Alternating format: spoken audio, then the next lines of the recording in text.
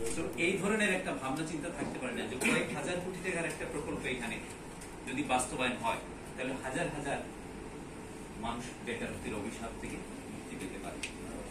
আরেকটা বিষয়, স্বাস্থ্য সেবায় যে সাফল্য, যোগাযোগ ব্যবস্থা না থাকার কারণে স্বাস্থ্য সেবায় বাংলাদেশ উন্নতি করেছে, কিন্তু আমাদের ভাবনা চিন্তায় কিছুক্ষণ আগে খসরু ভাই তার বক্তব্যে বলেছিলেন যে আমাদের ভাবনা চিন্তায় আজকে এই হোটেলের ভিতরে আমরা যারা উপস্থিত আছি শুধুমাত্র আমাদের মধ্যে যদি সীমাবদ্ধ থাকে যে এক সময় তো এরকম করে আমরা বসতে পারতাম না, আমাদের ভাবনায় থাকা উচিত যে প্রাণীর নারী ও শিশুর অধিকার, নারী ও শিশুর অধিকার এই বিশ্বায়নের যুগে তারা যেভাবে ভোগ করে, এই বৃহত্তর জৈন্তা অঞ্চলে আমাদের দৃষ্টিভঙ্গিটা নির্মোহ কিনা, আমরা তাদের উন্নয়নের ক্ষেত্রে আমাদের দৃষ্টিভঙ্গিটা কোন পর্যায়ে রয়েছে এবং আমাদের কার্যক্রমটা তাদের এগিয়ে নিয়ে যাওয়ার জন্য কোন পর্যায়ে রয়েছে তার একটি ভাবনা চিন্তা করা দরকার, এই বিষয়ে কর্মসূচি গ্রহণ করা দরকার। আইন শৃঙ্খলা ও সামাজিক স্থিতিশীলতার কথা যদি বলি তাহলে এক বাক্যে আমরা সকলেই স্বীকার করব, বিশ্বায়নের প্রভাবে বহিঃযোগাযোগের কেবল সুফল নয় কুফলও আমাদের গ্রাস করতে শুরু করেছে।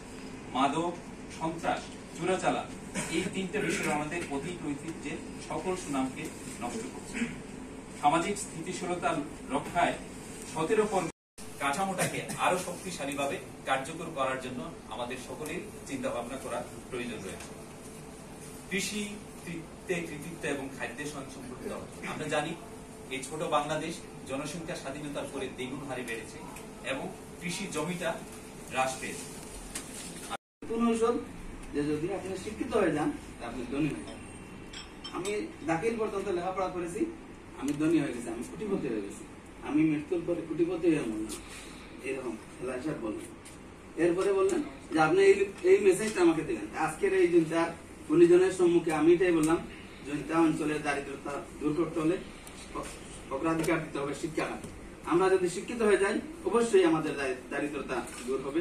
আমি শুধু শিক্ষা লাইনেই বললাম, হেলালি সাহেবের শিক্ষা এবং হেলালি সাহেবের জৈন্তা প্রীতি ছিল এবং উনি যে এখানে পত্রিকা বের করছেন সেই পত্রিকাটার নামও দিয়েছেন জৈন্তা বার্তা, এবং জৈন্তার দারিদ্র বিমোচনের জন্য এবং ওনার পরিবারের দারিদ্র বিমোচনের জন্য উনি অনেক উদ্যোগ নিয়েছেন।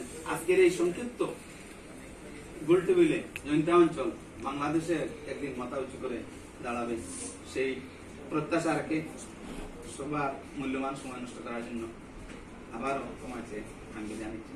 আল্লাহ আসসালামু আলাইকুম। ধন্যবাদ জনাব কামরুল আহমদ শেখকে ওনার মূল্যবান বক্তব্য দেওয়ার জন্য।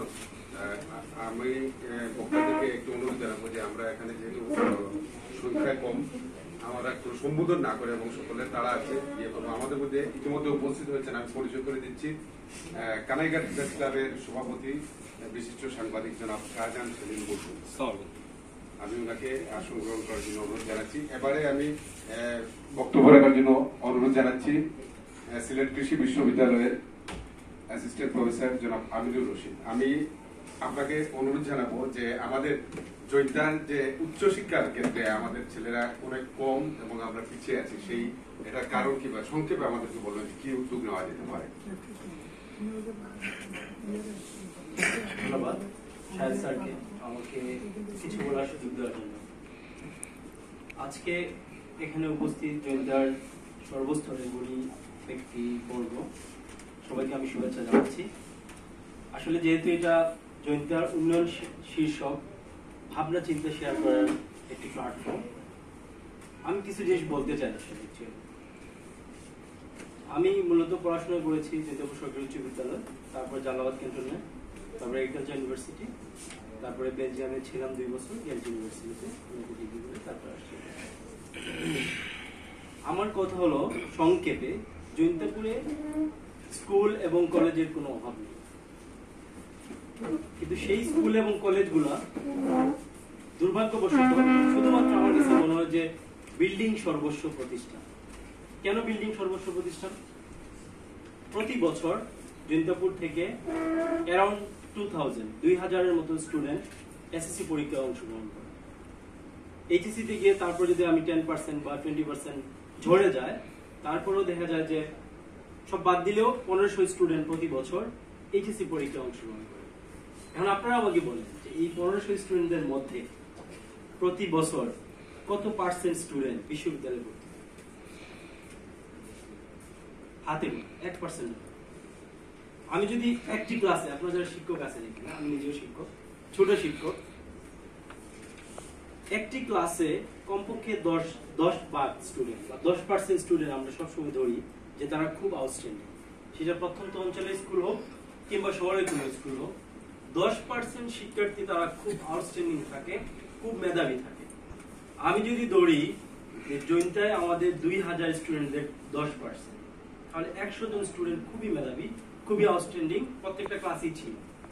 তাহলে প্রতি বছর কেন 100 জন স্টুডেন্ট বিশ্ববিদ্যালয়ে গিয়ে পড়তে হয়? এটার কারণ কি?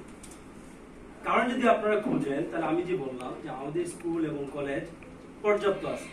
আমি যদি জৈন্তা গেট থেকে শুরু করি, প্রথমেই আছে টিকনাগুল আদর্শ উচ্চ বিদ্যালয়, তারপরে M Ahmad public school and college, তারপরে হরিপুর বহুমুখী উচ্চ বিদ্যালয়, তারপরে আব্দুল লতিফ জুলেখা মেমোরিয়াল, তারপরে আসেন সেন্ট্রাল জৈন্তা উচ্চ বিদ্যালয়, তারপরে সারিঘাট উচ্চ বিদ্যালয়, ব্রিগেডিয়ার মজুমদার, জৈন্তাপুর সরকারি উচ্চ বিদ্যালয়, জৈন্তাপুর বালিকা উচ্চ বিদ্যালয়। কোন প্রতিষ্ঠান থেকে দুর্ভাগ্যজনক হলেও সত্য আমরা ইউনিভার্সিটিতে কাউকে পাই।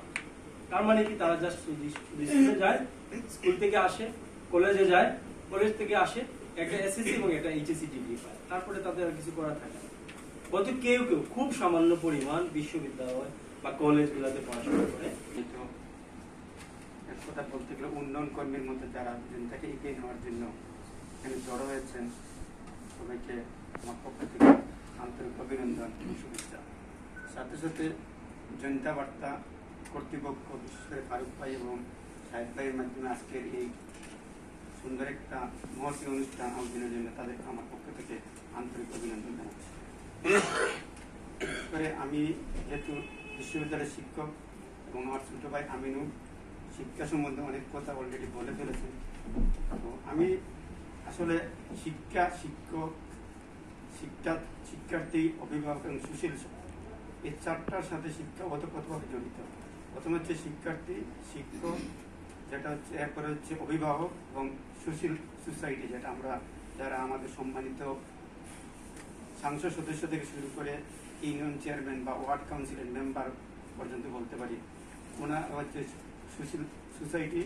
এবং অভিভাবক যারা হচ্ছে আমাদের সন্তান, আমরা যারা সন্তানকে স্কুলে শিক্ষার্থী হিসেবে পাঠাই এবং এখানে অনেক শিক্ষক উপস্থিত আছেন এবং শিক্ষার্থী, চারটা জিনিস যদি, চারটা ম্যাটার যদি একসাথে কোনো জায়গায় কম্বাইন হয় এবং চার পক্ষ থেকে যদি একসাথে ইফোর্ট বা ফোর্স প্রয়োগ করা যায়, তাহলে আসলে শিক্ষাকে এগিয়ে নেওয়া সম্ভব।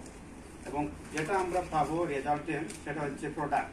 যেমন আমরা বিশ্ববিদ্যালয় এখন শুরু হচ্ছে IQC, কোয়ালিটি এনহ্যান্স, যেটা হচ্ছে গভর্নমেন্ট, বর্তমান গভর্নমেন্ট মানে বিশ্ববিদ্যালয়গুলোকে বলতেছেন যে আপনারা এখন শিক্ষার্থী তৈরি করবেন না, এখন প্রোডাক্ট তৈরি করবেন। যেটা আমি আসলে জাপানে ছিলাম, সাউথ কোরিয়াতে আমার PhD করা, তো সাউথ কোরিয়া একমাত্র 100% শিক্ষিত। আজকে হয়তো আমি সাউথ কোরিয়াতে PhD করতে যাওয়ার পূর্বে সাউথ কোরিয়া সম্বন্ধে আমার মাথার যে ধারণা ছিল এটা টোটালি ডিফারেন্ট আসলে। IT সেক্টর এবং ইঞ্জিনিয়ারিং সেক্টরে বর্তমান ওয়ার্ল্ডের সবচেয়ে মানে ওরা এফেক্সে আছে, একবারে শীর্ষে, ফার্স্ট পজিশনে। এবং দ্বিতীয় হচ্ছে বর্তমান ওয়ার্ল্ডের যত রিসার্চের ফান্ডিং, অর্থাৎ কোনো ছেলে বা মেয়ে যদি সাউথ কোরিয়াতে PhD করে, তাকে আর ব্যাক করার চিন্তা করার কোনো দরকার নেই। হয়তো আমার জব আছে যে আমি গভর্নমেন্টের সাথে বাইন্ডিং ব্যাক করতে হবে, সেজন্য এক কথা ব্যাক করা। এরকম দেখা গেছে অনেক ছেলেমেয়েরা মানে দিনের পর দিন সাউথ কোরিয়াতে PhD করার পরে রিসার্চ প্রফেসর থেকে প্রফেসর হয়ে যাচ্ছে। তো যেটা হচ্ছে আমাদের অনেক সম্মানিত শিক্ষক আছেন, আমি ব্যক্তিগতভাবে চিনি অনেককে। তো আমরা যারা শিক্ষকতার সাথে জড়িত, আমাদেরকে মানে আমি পরে বলবো যে শিক্ষকের সাথে যেটা জড়িত, সেটা আমাদেরকে মাথা সবসময় রাখতে হবে যে আমরা প্রোডাক্ট তৈরি করতে এখন বাজারে। কারণ আমি যে স্কুলে পড়াই, কলেজে পড়াই বা বিশ্ববিদ্যালয়ে পড়াই, আমি সাধারণ বিশ্ববিদ্যালয়ে কেমিস্ট্রি ডিপার্টমেন্টের শিক্ষক, আমি প্রোডাক্ট তৈরি করবো। এই প্রোডাক্টটা যখন আমি বাজারে পাঠাবো, সেই প্রোডাক্টটা আমরা, এবং আমি রিসেন্টলি আমি কিন্তু সাধারণ বিশ্ববিদ্যালয় অ্যালামনাই অ্যাসোসিয়েশনের ট্রেজারার। আমাদের সবসময় চিন্তা আমরা অ্যালামনাই মিটিংয়ে আলোচনা করি আমাদের প্রোডাক্ট, আমরা প্রত্যেকটা ছেলে মেয়ে কোথায় আসে বা কোথায় যাচ্ছে। এখন সাধারণ আমাদের ডিপার্টমেন্টে এখন ছেলেমেয়েরা বাইরে হওয়ার পরে সাথে সাথে তারা বাইরে চলে যাচ্ছে, বাংলাদেশে না। এখন অনেকে বলে যে মেধার পাচার হয়ে যাচ্ছে, আমাদের জন্য বলছে মেধা পাচার হবে না আসলে। কারণ শিক্ষিত সমাজে কোনো দেশ নাই, কোনো রাষ্ট্র নাই। শিক্ষিতরা যে কোনো রাষ্ট্রে যাবে ওই জায়গায় তার রাষ্ট্র। আজকে আমেরিকা যাবে, কানাডা যাবে, ভারতে যাবে, সাউথ কোরিয়াতে যাবে, ইন্ডিয়াতে থাকবে, মানে ওইগুলোই তার রাষ্ট্র। আসলে কোনো রাষ্ট্র বলতে কিছু নেই, শিক্ষিত মানুষের বা যারা উর্দু শিক্ষিত হবে এইসব মানুষের। তো আমরা জৈন্তাপুরবাসী, এক কথা আমরা জৈন্তাপুরবাসী, যদি আমরা সেই প্রোডাক্ট যদি তৈরি করতে পারি আসলে আমাদের ছেলেমেয়েরা বাইরে চলে যাবে। আমিরুল বলছেন যে একজন বক্তা বলছেন যে শিক্ষা হচ্ছে ট্রাম্প কার্ড, আসলেই ট্রাম্প কার্ড। মানে এই ট্রাম্প কার্ড যদি ইউজ করার জন্য আসলে এখানে আর বলার কিছু নাই। এই এর মধ্যে উপস্থাপনের টপিক্সের মধ্যে সবকিছুই উন্নয়নের দ্বারা অব্যাহত রাখার জন্য সবকিছু চলে আসছে। আমিনুলও বলছেন যে আসলে জৈন্তাপুরে স্কুল কলেজের আর কোনো দরকার নেই। গভর্নমেন্ট যেভাবে ইনফ্রাস্ট্রাকচার রাজস্ব খাতে যে পরিমাণ ডেভেলপ হচ্ছে, আর একা গভর্নমেন্টের পক্ষে ডেভেলপ করা সম্ভব না, যেটাকে বলে আমরা আঞ্চলিক ডেভেলপ। আজকে আমরা এখানে যেটা বসছি সেটা হচ্ছে আঞ্চলিক ডেভেলপমেন্টের জন্য, বিশেষ করে যে বৃহত্তর জনতার ডেভেলপ সেটা হচ্ছে আঞ্চলিক ডেভেলপ। আসলে আঞ্চলিক ডেভেলপ গণভবন, বঙ্গভবন বা মন্ত্রী পরিষদ থেকে সম্ভব না, সেটা আমাদের কি করতে হবে এবং আমাদেরকে ইফোর্ট দিচ্ছে সরকার। আমাদের মাননীয় মন্ত্রী মহোদয় যদি বলেন প্রতিষ্ঠানের অভাব নাই, এখন কিন্তু অনেক প্রতিষ্ঠান হয়ে গেছে। এটা আমি আসলে সাবেক গাইতেছি আমার নিজের চোখেতে, মানে বিভিন্ন পত্রিকা, ফেসবুক, এখন সোশ্যাল মিডিয়াতে সবই প্রকাশ পেয়ে যায়। আমরা বাইরে যদি হয়তো গোয়েনঘাটে কয়েক বছরের মধ্যে যাই না, কানাইঘাটে কোম্পানিগঞ্জে অনেক প্রতিষ্ঠান হয়ে গেছে। এখন মূল ব্যবস্থাটা হচ্ছে আমরা বলছি ডেভেলপমেন্টের জন্য। তো সেই ডেভেলপমেন্ট করার জন্য আমাদেরকে এগিয়ে আসতে হবে। আমরা এখানে যারা আমাদেরকে সবাইকে এগিয়ে আসতে হবে এবং তার সাথে আমি স্পেসিফিক আসলে এখানে পয়েন্ট আউট করবো, স্পেসিফিক আমাদেরকে দুইটা গ্রুপের সাথে যুদ্ধ করতে হবে। সেই যুদ্ধটা হচ্ছে প্রশাসনের বিরুদ্ধে। কারণ হচ্ছে প্রশাসন একমুখী আর আমরা চাই আরেকমুখী, ওপেন কথা, যেটা যাতে প্রশাসনের সাথে আমাদের নির্দিষ্ট এজেন্ডা থাকতে হবে। যেমন আমরা হরিপুর হাই স্কুলকে যদি ডেভেলপমেন্ট করতে চাই, অনেক শিক্ষককে আমাদেরকে তাকে ইফোর্ট দিতে হবে, শিক্ষকদের ইফোর্ট দিতে হবে, ছাত্রছাত্রীদের ইফোর্ট দিতে হবে, অভিভাবকদের বুঝাতে হবে। এটা আসলে সুশীলরাই করে, সমাজের যারা চেয়ারম্যান মেম্বার জড়িত তারাই করে। আসলে আমরা তো জৈন্তাপুরি আবেগী জাতি, আবার আমরা তো শিক্ষার পিছনে সেটা যেহেতু আমরা যারা জৈন্তাপুর থেকে উঠে আসছি, আমাদের মাননীয় চেয়ারম্যান সাহেব আছেন, উপজেলা চেয়ারম্যান মাননীয় কামাল ভাই বা আরেক চেয়ারম্যান সাহেব চলে গেছেন, তো তারাও মানে আসলে ওনারা এখন প্রশাসন লেভেল, সত্যি কথা ওনাদেরকে যদি আমরা ফোর্স না দেই আসলে ওনারা করবেন না। কারণ ওনাদের হাতে অনেক কাজ, সরকারের অনেক কিছু হয়তো বাস্তবায়ন করতে হয়।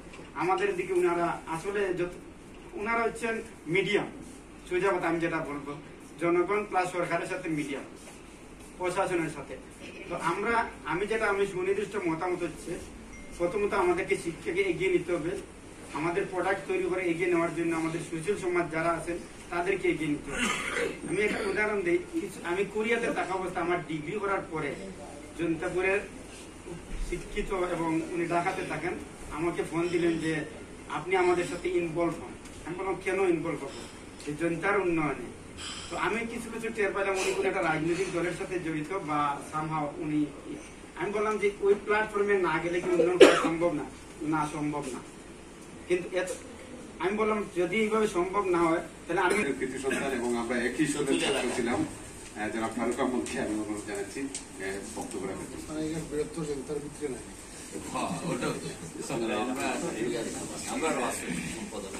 আসসালামু আলাইকুম, ধন্যবাদ সাহেব ভাইকে। সাহেব ভাই আসলে আমি দরবাসী স্কুলের ছাত্র ছিলাম, আমার বাড়ি সজদুল কানিয়া, রায়পুর।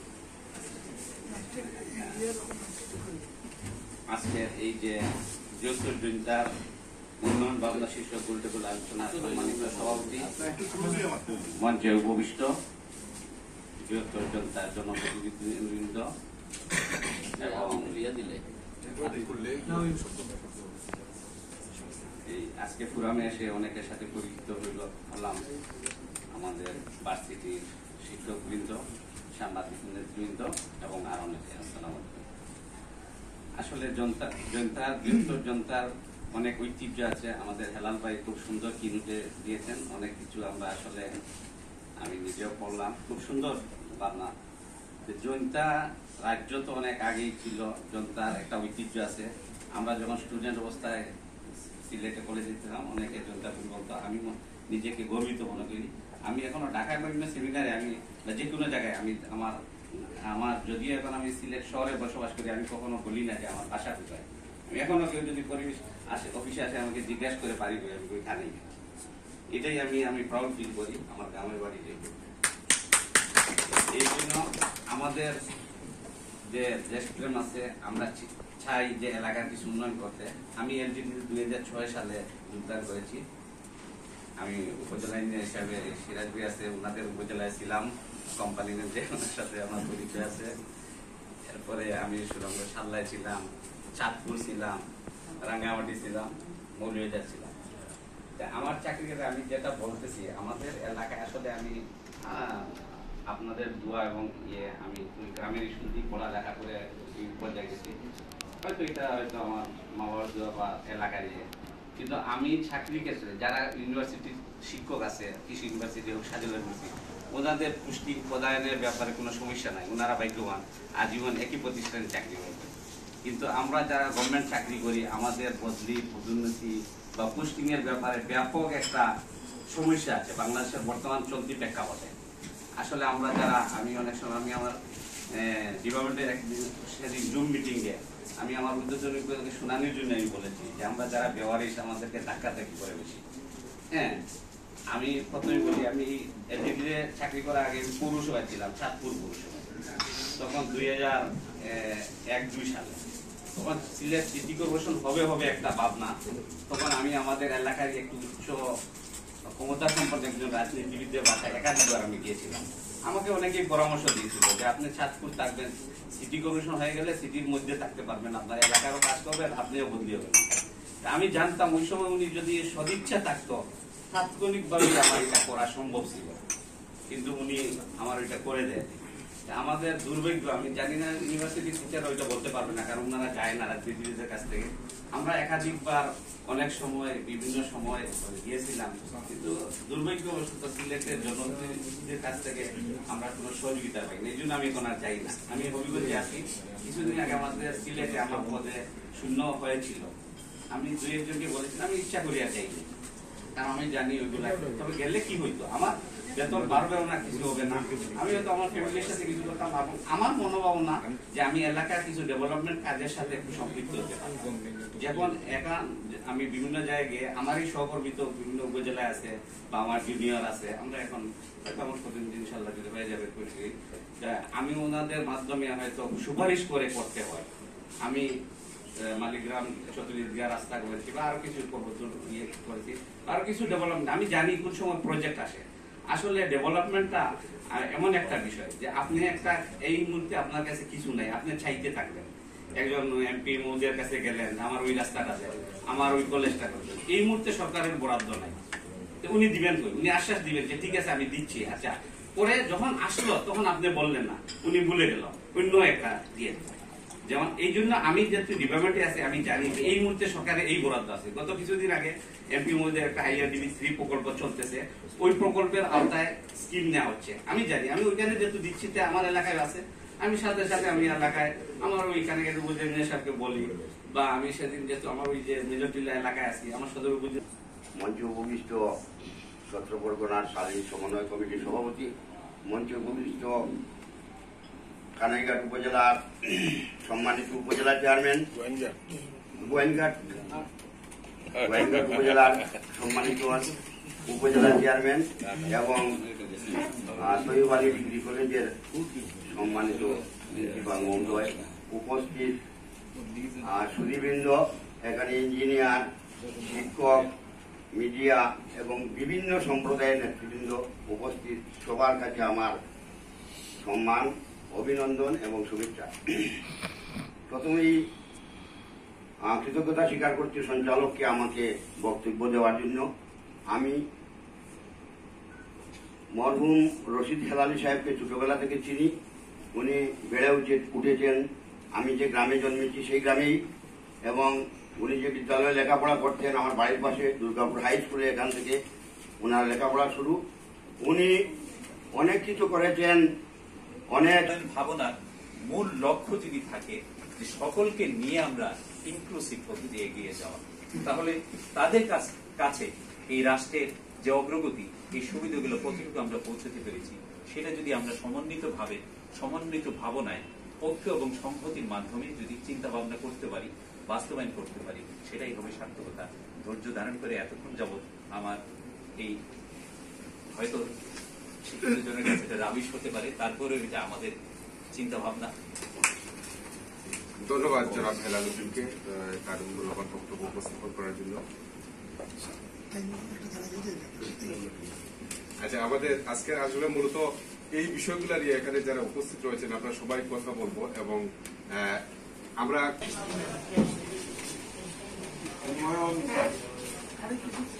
ভবনের শীর্ষ অনুষ্ঠানের জনতা বার্তা সম্পাদক, আজকের অনুষ্ঠানের সম্মানিত সভাপতি,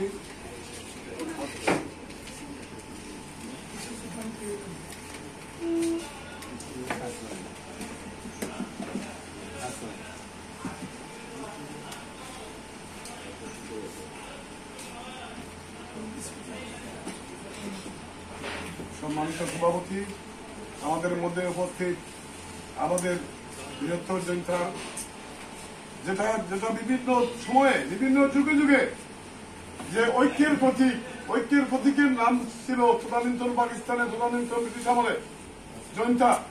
সেই জনতার আমাদের সত্য পরিবার সম্মানিত মুরব্বী আমাদের মধ্যে উপস্থিত, জনতার কৃতি সন্তান, আমাদের সকলের অত্যন্ত শ্রদ্ধেয় গোয়েন্দঘাট উপজেলার সম্মানিত সভাপতি সহ সম্মানিত সকল অতিথিবৃন্দ, নেতৃবৃন্দ, সাংবাদিক ভাইরা, সালাম, নমস্কার। আজকে আমরা এই জনতা বার্তায় দিয়েই আমরা পুনরায় আমরা ঐক্যবদ্ধ হতে যাচ্ছি। এই জনতা বার্তার প্রতিষ্ঠাতা আমাদের হেলাল ভাইকে আজকে আমি শ্রদ্ধার সঙ্গে স্মরণ করছি, তার মেয়েরা তার মাগফিরাত কামনা করছি। আমি সাথে সাথে সর্বকালের সর্বশ্রেষ্ঠ বাঙালি, জাতির মহান নায়ক, জাতির স্থপতি, যার মাধ্যমে আমরা পেয়েছি একটি দেশ, একটি মানচিত্র, একটা ভূখণ্ড, জাতির বঙ্গবন্ধু শেখ মুজিবুর রহমানকে আজকে আমি স্মরণ করছি। যে সমস্ত মুক্তিযুদ্ধ ভাইরা তার আদর্শের বিশ্ব হয়ে তার আদেশের নির্দেশে মুক্তিযুদ্ধে ঝাঁপিয়ে পড়েছিলেন, আমি তাদেরকে স্মরণ করছি, তাদের মাগফিরাত কামনা করছি। আমাদের এই জনতা বৃহত্তর জনতা ছিল তখনকার যুগে যুগে ঐক্যের প্রতীক। আমি শুনেছি, আমি বিভিন্ন পর্যায়ে এই জনতার বর্তমান 3 উপজেলা বা 3 থানা বা 17 পরগনা, যে সময় কানাইঘাটের কানাইঘাট বৃহত্তর কানাইঘাটের ইলিমিয়া চৌধুরী সমস্ত কানাইঘাটের দায়িত্ব নিয়েছিলেন, এবং আব্দুল গনি চৌধুরী সাহেব সেই যোদ্ধার দায়িত্ব নিয়েছিলেন, করিমুল্লাহ আলী সাহেব সেই গোয়েন্দারের দায়িত্ব নিয়েছিলেন। 3 জন ব্যক্তি দিয়ে তখন আমাদের বৃহত্তর জনতা পরিচালিত হয়েছিল। আজকে আমরা কেন পরিচালিত হয়েছি? আমাদের অভিভাবকদের আমরা স্মরণ করেছিলাম, আমাদের অভিভাবকদের 1 জন হোক, 3 জন হোক, 10 জন হোক, 17 পরগনা হোক, আমাদের ওই ঐক্যকে ধরে রাখতে হবে, আমাদের ঐক্যকে প্রতিষ্ঠিত করতে হবে, আমাদের ঐক্যকে আমরা চালিয়ে যেতে হবে।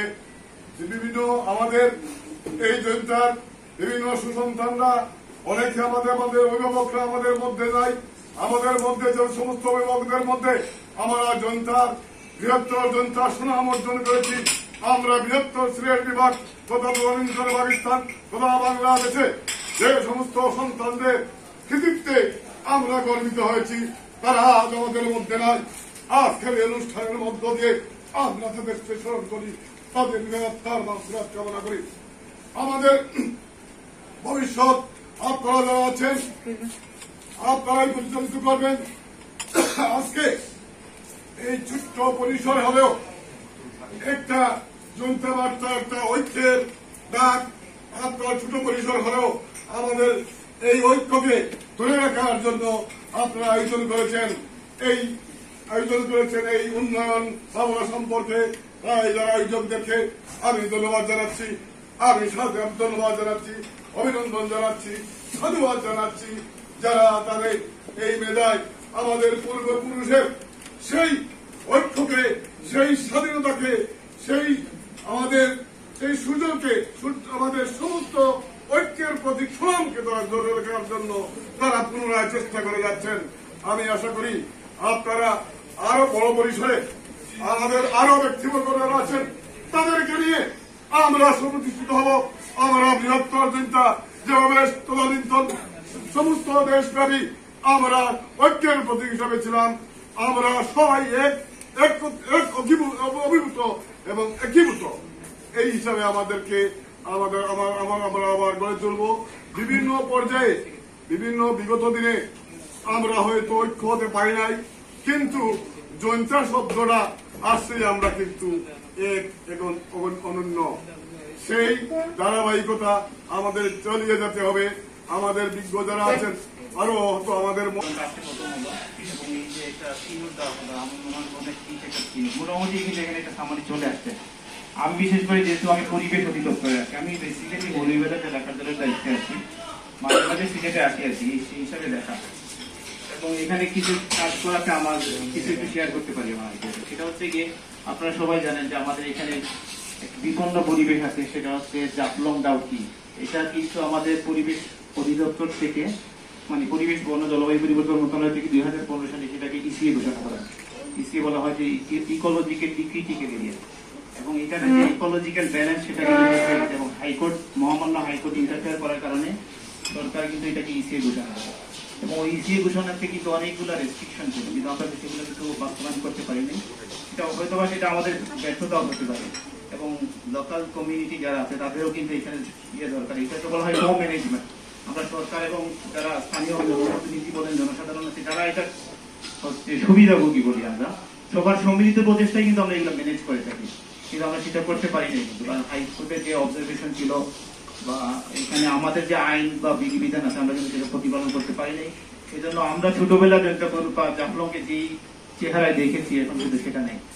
আমার মনে হয় এখানে আমি আমার অবস্থান থেকে যেটা বলতে পারি, আমার এখানে যেভাবে হচ্ছে পাথর উত্তোলন করা হচ্ছে, এখানে স্টোন ক্রাশিং মেশিন হচ্ছে, এগুলা কিন্তু আসলে আমাদের উন্নয়নের সাথে যায় না। আমরা শুধুমাত্র কিছু বিল্ডিং করলাম, কিছু পাতা বাঙাইলাম, কিছু বিক্রি করে দিলাম, সেগুলো দিয়ে কিন্তু আমাদের উন্নয়ন হবে না। এজন্য এখন বলা হয় যে উন্নয়ন এবং পরিবেশ কিন্তু কিছুটা কন্ট্রাডিকশন আছে। আমরা দুইটাকেই কিন্তু মাঝামাঝি নিয়ে আসবো, সেটাই বলা হয় সাস্টেইনেবল ডেভেলপমেন্ট। আমরা সাস্টেইনেবল ডেভেলপমেন্টের দিকেই যাব। আমার মনে হয় এখানে আমি গত মাসে একটা মিটিং হলো আমাদের ওই এটাও কি নিয়ে সেটা একটু শেয়ার করি। সেটা হচ্ছে ইসিএ ব্যবস্থাপনা কমিটি, যেটা আবার আমাদের পরিবেশের পরিচালক মেম্বার সেক্রেটারি। তো আমি মিটিং এ ছিলাম এবং আমি মোটামুটি রেজুলেশন গুলো রেডি করেছি। ওখানে কিন্তু অনেক ভালো ভালো প্রস্তাবনা ছিল, সুপারিশ ছিল সেই 2015 সাল থেকে, কিন্তু আসলে এগুলো বাস্তবায়ন হচ্ছে না। আমি আমাদের যেহেতু এখন আমাদের কোম্পানিগঞ্জ গোয়েন্দাটের জৈন্তাপুরে মাননীয় মন্ত্রী মহোদয় আছে, আমাদের ইউরেটা পেলাম সেই 2018 সালে। এখানে কিন্তু স্টোন কাশিং মেশিনগুলোর জন্য একটা স্টোন কাশিং জোন হওয়ার কথা ছিল। সেই জোনটা আবার কর্তৃপক্ষ কে হবে এগুলো নিয়ে অনেক কান্না করানো হচ্ছে। আমার মনে হয় আমরা এখান থেকে এইসব বিষয়ে আরো জোরালো কিছু দাবি উত্থাপন করতে পারি। আমি আমার এই জৈন্তাপুর এলাকার সন্তান হয়ে আমি আপনাদের কাছে অনুরোধ করবো। এবং এখানে হচ্ছে কি একটা কর্তৃপক্ষ কে হবে বলা হচ্ছে। প্রথম উদ্যোগ নেওয়া হয় পরিবেশ অধিদপ্তর থেকে নিতে, যেহেতু এখানে পরিবেশ দপ্তর হচ্ছে। পরবর্তীতে দেখা যায় স্টোন কাশিং জোনকে শিল্প হিসাবে ঘোষণা করে, শিল্প হিসাবে যদি কোনো কিছু ঘোষণা করে সেটা শিল্প মন্ত্রণালয়ের দায়িত্ব নিবে। তো এইটার নিয়ে আসলে একটু জটিলতা রয়ে গেছে। তো যেই করুক যেভাবেই করুক আমার প্রকৃতিকে সংরক্ষণ করার জন্য যে কোনো একজন কর্তৃপক্ষের মাধ্যমে আমার স্টোন কাশিং মেশিন গুলাকে এই জায়গায় নিয়ে আসতে হবে। এটা যদি আনতে পারি আমিও মনে হয় যে আমাদের বায়ু দূষণ বলেন সামগ্রিক পরিবেশের একটা ভারসাম্য চলে আসবে। তারপরে আমি তো আসলে যে শিল্প প্রতিষ্ঠানগুলো নিয়ে যেহেতু কাজ করি আমি দেখছি, বিশেষ করে আপনি যদি হবিগঞ্জের যে কোনো একটা উপজেলা যদি দেখেন ওখানে কিন্তু প্রায় 40-50টা কিন্তু রেড ক্যাটাগরি। আমরা সাধারণত শিল্প প্রতিষ্ঠানগুলোকে 4টা ক্যাটাগরিতে ভাগ করি, সবুজ, কমলাক্ষ এবং লাল। তো একটা ইন্ডিকেটর হচ্ছে রেড ক্যাটাগরি ইন্ডাস্ট্রি। আপনি যদি দেখেন এই 4 উপজেলায় কোনো রেড ক্যাটাগরি ইন্ডাস্ট্রি নেই, কিন্তু আপনি হবিগঞ্জে যদি একটা উপজেলা যে কোনো একটা লাখাই উপজেলা গেলেও কিন্তু 5টা রেড ক্যাটাগরি ইন্ডাস্ট্রি আছে। তো আমাদের কিন্তু সেই সক্ষমতাও আছে, সেই অর্থনীতিও আছে, সবকিছুই আছে, কিন্তু আমার মনে হয় কি আমাদের উদ্যোগের যথেষ্ট অভাব আছে। আমরা এখানে হয়তো অ্যাগ্রো বেসড ইন্ডাস্ট্রি করতে পারি, অথবা যে কোনো অ্যাগ্রো ফার্মও কিন্তু নাই আমাদের এখানে বড় কোনো। আমার মনে হয় আমাদের সবার সম্মিলিত প্রচেষ্টা আমরা কিছু ইন্ডাস্ট্রি করি, মানে অথবা মানুষকে প্রমোট করি সেইগুলা, অথবা আমাদের এখানে যে শিল্পটা আছে পাথর নিয়ে দিতে আছে সেটাকে বলা হচ্ছে যে আমরা এটাকে জাফলংকে পাথর উত্তোলনের জায়গা না করে সেটাকে আমরা হচ্ছে হেলাল সাহেবের সাথে চলাফেরা করায়। হেলাল সাহেবের আমিনা আলী টেকনিক্যাল ইনস্টিটিউট, জৈন্তাপুর তিবালিক কারিগরি college, Amina Ali technical institute, brigadier Majumdar Vidyaniketan প্রাথমিক বিদ্যালয়, হাই স্কুল, ভোকেশনাল, এগুলা অনেক হেলাল সাহেবের সাথে গেছি। এবং জহুর আহমেদ আলী কারিগরি কলেজে রেজুলেশন লিখেছে। এবং সর্বশেষ হেলাল সাহেব আমার মাধ্যমে একটা কাজ করেছেন। Abdul Latif Zulekha memorial girls high school, এটা শামসুজ্জামান সাহেবের বাসায় নিয়ে আমাকে 4-5 দিন রাখছেন এবং সম্পূর্ণ রেজুলেশন লিখে এটাকে এমপিওভুক্ত পর্যন্ত করে আমার মাধ্যমে দিয়েছেন। ওনার কাছ থেকে শিখে আমিও পরবর্তীতে 2-1টি প্রতিষ্ঠান করেছি গোয়েনঘাটে, আমার বাড়ির পাশে। আমার ফ্যামিলির বিশেষভাবে আমাদের গোয়েনঘাটের উপজেলা চেয়ারম্যান এবং প্রবাসী একজন নেতা, ওনাকে আমি খুব ভালো পাই, যদিও ওনার সাথে আমার সম্পর্ক কম। যারা যোগাযোগ বাংলাদেশে করেন সবাই আমার সাংবাদিক হিসাবে শেয়ার করেন যে আজকে তো কসুবের সাথে আলাপ হচ্ছে সেই। আমার এখানে খানিঘাট প্রেস ক্লাবের সভাপতি আছেন, সিরাজ ভাই আছেন কোম্পানিগঞ্জের, সিলেটের বড় সিলেটাকে আছেন। তো আমি প্রথমে একটি কথা বলবো, যেহেতু আমার সংযুক্ত সাহিত্য আমার প্রেস ক্লাবের সভাপতি, ওনার কথা মানতে হবে আমাকে। তো আমি একজন জৈন্তাবৈদ হিসাবে জৈন্তাবার্তায় 87-88 সালে যে সময় আমার হেলালি ভাই আমার সাথে, তো উনি আমাকে বললেন যে তুমি কাজ করো। তো আমি কাজ শুরু করলাম। তো বিশেষভাবে আমি বিজ্ঞাপনের কাজ বেশি করতাম। তো বিজ্ঞাপনের কাজ করতে গিয়ে আমি সিলেটের সব উপজেলায় আমার যেতাম,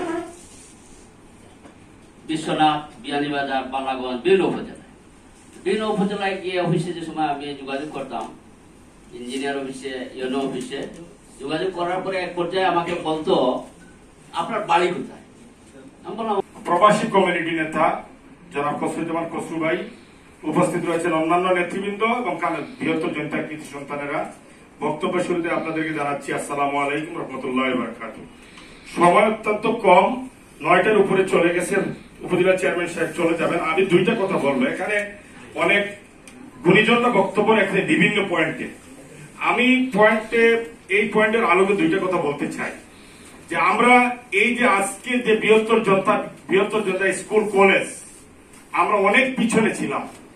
রশিদ হেলালির মতো মানুষ এবং এরকম কিছু মানুষ সন্তানরা ছিল বিদায় আজকে বাংলাদেশ তথা বিশ্বে আমাদের সন্তানরা গর্বের সাথে মাথা উঁচু করে তারা আজকে বিভিন্ন পর্যায়ে অবদান রাখছেন। প্রধান অতিথি জনাব ফারুক ভাই, উপজেলা চেয়ারম্যান গোয়েনঘাট, আর আমার সামনে উপবিষ্ট বিভিন্ন পেশার নেতৃবৃন্দ, উন্নয়ন ভাবনা শীর্ষক যে মতামত, আমি জাস্ট মতামতটা দিব। আমার মতামত হচ্ছে ভাবনা বিভিন্ন ধরনের। হাত ধরে যেহেতু সূচনা হয়েছে, এই সূচনাটাকে আপনারা যারা প্রতিমন্ডলী এলাকার বিশিষ্ট গুণীজন আছেন, এটাকে ধারাবাহিকতা, এটাকে অব্যাহত রাখার জন্য আমি সবাইকে অনুরোধ জানাচ্ছি বলে আমি আমার সংক্ষিপ্ত শেষ করব। আপনারা জানেন গণপ্রজাতন্ত্রী বাংলাদেশ সরকারের মাননীয় প্রধানমন্ত্রী জননেত্রী শেখ হাসিনা যে ঘোষণা দিয়েছেন 2021 সালের ভিতর বাংলাদেশকে মধ্যমায়ের দেশে পরিণত করবে এবং 2041 সালের ভিতর বাংলাদেশকে একটা উন্নয়নশীল দেশে পরিণত করবে। 21 সালের আগেই কিন্তু আমরা মধ্যমায়ের দেশে অনেকটা পরিণত হয়ে গেছি এবং 41 সালের ভিতর একটা উন্নয়নশীল দেশে পরিণত করবে। আজকে আমি আগে যখন চেয়ারম্যান হওয়ার আগ পর্যন্ত প্রবাসী বসে এবং যুক্তরাষ্ট্রে ছিলাম দীর্ঘদিন, আমার কাছে অনেকটা এগুলো রূপকথার কাহিনীর মতো মতো। আমি যখন বাস্তবে আসতে 1.5 বছর হয়, 18 থেকে 19 মাস হচ্ছে আমি উপজেলা পরিষদের চেয়ারম্যানের দায়িত্ব গ্রহণ করার। আমি যখন এসে চেয়ারে বসার পর থেকে আমি কিছুটা অনুধাবন করতে পারছি, উপলব্ধি করতে পারছি জাতির জনকের কন্যা জননেত্রী শেখ হাসিনা উনি যেটা বলেন সেটা বাস্তবে তাই করেন এবং তা করে প্রমাণ করে দিতেন। আপনারা জানেন জাতিসংঘের একটা শর্ত আছে, উনি যে উন্নয়নশীল দেশ বলছে, উন্নয়নশীল দেশ তো মুখে বললেই তো হবে। জাতিসংঘের যে শর্ত অনুযায়ী এসডিজি যেটা সাস্টেনেবল ডেভেলপমেন্ট গোল 17টা পয়েন্ট আছে, 17টা পয়েন্ট যে দেশ পূরণ করতে পারবে সেই দেশকেই আপনার উন্নয়নশীল দেশ হিসেবে ঘোষণা করা হবে। সেটা মানসম্মত শিক্ষা, স্বাস্থ্য, সুপেয় পানি, বিশুদ্ধ পানি, এই ধরনের মানুষের যে মৌলিক যে চাহিদাগুলো উনি ঘোষণা দিয়েছেন বাংলাদেশের প্রত্যেকটা গ্রামকে শহরের নেয়ার সুযোগ সুবিধা সৃষ্টি করেছে। সেই আলোকে আজকে বাংলাদেশে এগিয়ে যাচ্ছে। আমি সেটা বাস্তবে একজন উপজেলা পরিষদের চেয়ারম্যান হিসেবে সেটা উপলব্ধি করতে পারছি। আজকে যেমন আমার কাছে আমি যখন প্রথম মিটিং শুরু হওয়ার আগেই কসরুজ্জামান কসরুর সাথে আমি শেয়ার করলাম বিষয়টা, আজ থেকে 30 বছর আগে 80-র দশকে আমরা যখন ছাত্র ছিলাম আমার এলাকায় বিদ্যুৎ ছিল না, আমার বাড়িতে বিদ্যুৎ ছিল না, আমার বাড়িতে গাড়ি নিত পাহাড়ের পাদদেশে সেই ষষ্ঠীর আপনাদের সুলতানপুর গ্রামে আমার বাড়ি, সেখানে কল্পনাও করি নাই যে আমার জীবিতকালে সেখানে বিদ্যুৎ যাবে। 7-8টা উপজেলা অলরেডি শতভাগ বিদ্যুতায়ন হয়ে গেছে। এই যে গ্রামকে শহরের সুযোগ সুবিধা হয়ে দিবে, এটাই তো তার একটা লক্ষ্য। আজকে শতভাগ বিদ্যুতায়ন 7 থেকে 8টা উপজেলা অলরেডি ঘোষণা দেওয়া হয়েছে এবং বাকিগুলো 2-1 মাসের ভিতরে আপনার ঘোষণা জ্ঞাপন করছি।